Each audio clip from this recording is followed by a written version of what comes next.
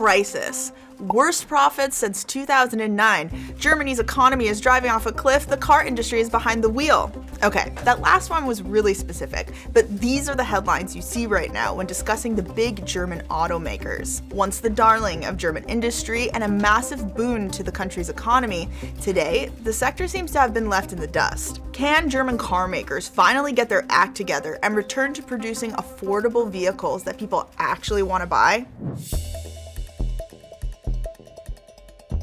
Let's take a look at how bad the recent data is, starting with the iconic maker of Das Auto. The latest figures show that the Volkswagen Group saw profits almost halve last year, from 12.4 billion euros in 2024 to 6.9 billion euros in 2025. And that has been the story for years, with 2025 VW profits now hovering around the same level as 2016, despite inflation and a growing auto market overall. Another bleak spot, Mercedes-Benz. In 2025, profits fell by 49% to 5.3 billion euros.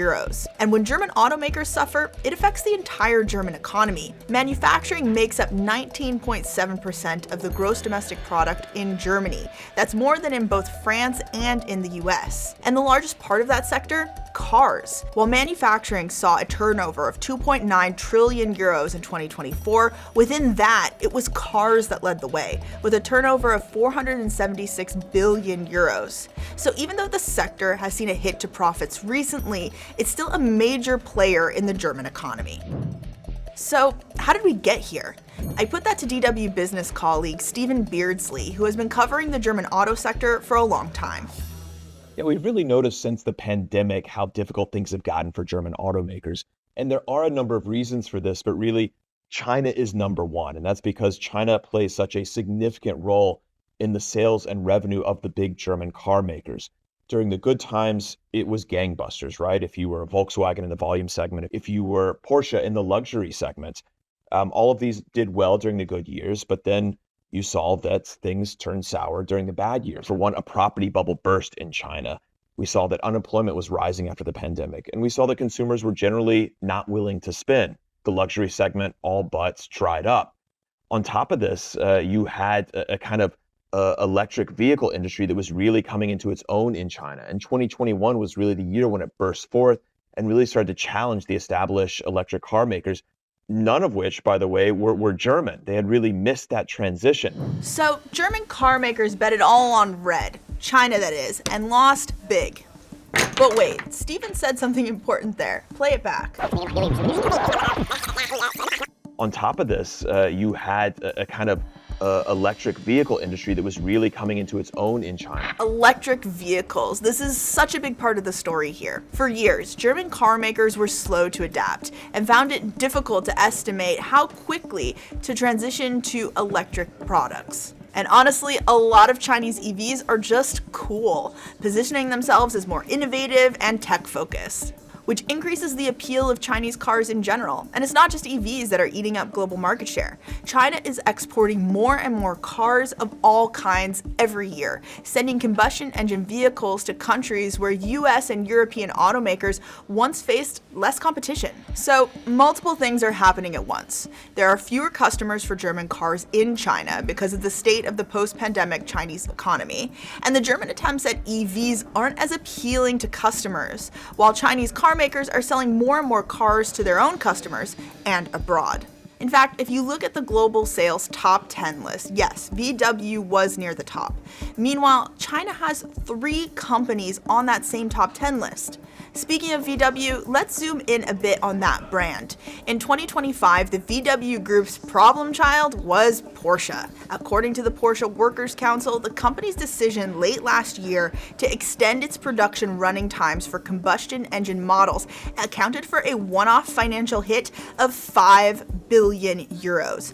Basically, this reversal on a previous commitment to electric vehicles cost them big money. US tariffs also hit the luxury car maker, with lost revenues potentially as high as 3 billion euros. Tariffs in general have been a tricky web for German car makers to deal with, after investments abroad were essentially punished. Take BMW and VW factories in Mexico. Those were designed to primarily make cars for the US market, but erratic and surprising tariffs from the Trump 2.0 administration administration have meant losses, like those that we saw with Porsche.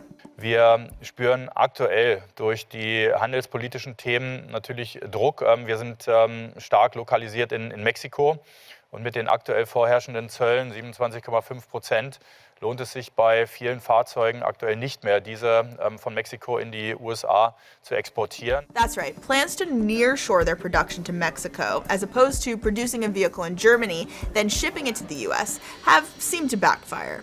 For the car industry, especially since they sell high-value goods, so any tariff that has a significant value, right, 10%, 15%, 20% of what we're talking, or whatever might come out, so that can't be swallowed. The margins are not that big, yeah. So that means manufacturers, if they want to play a role in the very important American car market, yeah, then they need to localize. And some German companies, they do already have a large part of their production network situated in the US, especially for SUVs or for larger vehicles. So that makes sense, yeah. But for others who are not there yet or who moved to Mexico, for instance, yeah. So the politics of the current US administration will require an adaptation of their plans, yeah. And that takes time and costs money. Remember earlier when we were talking about 2025 profits? Well, there are two German brands I didn't mention that are actually bright spots for the industry, or at least brightish. Both represent strategies that are important for car makers. First, let's look at Audi. New figures show that Audi Group, which is owned by VW Group, actually saw profits rise by 10% last year. Not bad, and a surprising improvement compared to other German brands that struggled a lot in 2025. Why did Audi fare so much better, especially in comparison to other Volkswagen brands? A big part of the story is electric vehicles. Audi says it set a delivery record with its fully electric models. So attractive EVs are one part of the strategy that the entire industry can take a look at. But another aspect is their cost-cutting bearing fruit. The other bright or brightish spot for German automakers is BMW. They had a relatively muted annual report. Its net profit in 2025 was just under 7.5 billion euros, a 3% decline compared to 2024. A dip, for sure, but not terrible when put into context. A big part of that is the robust manufacturing that's already happening in the Spartanburg, South Carolina plant located in the good old US of A. Which means that while, yes, BMW did take a hit because of the tariffs, but the hit was minimized. BMW is also more diversified than Mercedes, for example.